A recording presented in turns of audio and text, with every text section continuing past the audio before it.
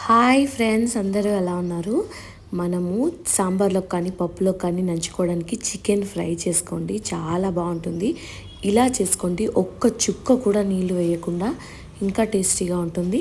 ఇది 1 kg chicken. దీంట్లో సరిపడినంత అల్లం వెల్లుల్లి పేస్ట్, కారం, పసుపు, ఉప్పు వేసి అంతా ఒకసారి కలుపుకొని పక్కన పెట్టుకోవాలి. ఒక హాఫ్ అన్ అవర్ ముందు పెట్టుకోవాలనుకోండి, ముక్కకు ఉప్పు కారం పట్టి చాలా టేస్టీగా ఉంటుందన్నమాట. ఒక వెడల్పాటి ఫ్రై ప్యాన్లో కొంచెం ఆయిల్ పోసుకొని దాంట్లో లవంగాలు, యాలకులు, బిర్యానీ ఆకు, చెక్క, స్టార్ పువ్వు అన్నీ ఒక్కొక్కటిగా వేసుకొని వేగేంత వరకు వెయిట్ చేయాలండి. ఇది ఖచ్చితంగా వేగితే వీటిలో ఉన్న ఆ స్పైసీ టేస్ట్ ఆయిల్ నుంచి కర్రీకి వస్తుందన్నమాట. అందుకని ఖచ్చితంగా మంచిగా వేగించుకోండి. ఇవన్నీ వేగే లోపల ఉల్లిపాయలు, మిరపకాయలు కూడా కట్ చేసి పెట్టుకోండి. ఆ కట్ చేసి పెట్టుకున్న ఉల్లిపాయలు, మిరపకాయలు కూడా ఈ నూనెలో వేసి మంచిగా వేయించుకోండి. నేను మా ఇంట్లో పెంచానన్నమాట మెంతి. దీన్ని కొంచెం హార్వెస్ట్ చేసుకొని దీన్ని కూడా వేర్లన్నీ తీసేసి ఓన్లీ ఆకులు మట్టుకే ఉల్లిపాయలలో వేసి దీంతో ఉల్లిపాయలతో పాటు వేగించాను. ముందుగానే వేయించుకోవాలి, లేదా అంటే లాస్ట్లో వేద్దాం అనుకుంటే కూర అంతా చేదైపోతుంది, అస్సలు తినలేము. అందుకే ఉల్లిపాయలతో వేయించేసుకొని మ్యారినేట్ చేసి పెట్టుకున్న చికెన్ కూడా ఇందులో వేసి మంచిగా కలుపుకోవాలి. తర్వాత మూత పెట్టి సిమ్లో ఒక 10 నిమిషాలు ఉడికించాలి. సిమ్లో ఉడికితే ఏంటంటే ముక్క లోపల వరకు ఉడుకుతుందనమాట.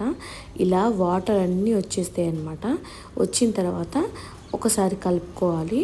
దీంట్లో ఊరిన నీళ్ళతోటే ఆ చికెన్ మొత్తం ఫ్రై అయిపోతుందండి. మంచిగా ఉడికి మంచిగా ఫ్రై అవుతుందన్నమాట. మనం వేరే నీళ్ళు పోయాల్సిన అవసరమే లేదు. ఈ నీళ్ళే సరిపోతుంది అనమాట. కానీ 10 నిమిషాలకు ఒకసారైనా 5 నిమిషాలకు ఒకసారైనా మూత తీస్తూ చూస్తూ ఉండాలి, లేదంటే అడుగవు మాడిపోతుంది. ఇలా నీళ్ళన్నీ పోయి నూనె తేలిన తర్వాత దానిపైన కొబ్బరి పొడి, ధనియాల పొడి, అలాగే కొంచెం గరం మసాలా కూడా వేసుకోండి. మీ దగ్గర చికెన్ మసాలా ఉంటే వేసుకోండి. నాకు పెద్దగా చికెన్ మసాలాలు నచ్చవు, అందుకని నేను వేసుకోలేదు. నేను చేసిన గరం మసాలా అయితేనే నాకు టేస్ట్ బాగుంది అనిపిస్తుంది. అందుకని నేను హోమ్మేడ్ గరం మసాలా పౌడర్ చేసుకున్నాను, అదే వేసుకుంటున్నాను. గరం మసాలా తయారు చేసే వీడియో కూడా నేను యూట్యూబ్లో పెట్టానండి, ఒకసారి చెక్ చేయండి మీకు కావాలంటే. తర్వాత నీళ్ళన్నీ పోయి దగ్గరికి వచ్చిన తర్వాత ఫైన్గా చాప్ చేసి పెట్టుకున్న కొత్తిమీర కూడా వేసి ఇంకొక 5 మినిట్స్ తర్వాత దీన్ని సర్వ్ చేసుకోవచ్చు.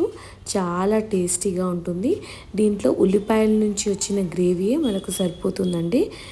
డైరెక్ట్గా కూడా తినచ్చు, లేదు అంటే సాంబార్లో కానీ పప్పుకి కానీ నంచుకొని కూడా తినచ్చు. వీడియో నచ్చితే ప్లీజ్ లైక్ చేయండి, షేర్ చేయండి, అలాగే నా ఛానల్ని సబ్స్క్రైబ్ చేసుకోండి మరిన్ని వీడియోల కోసం.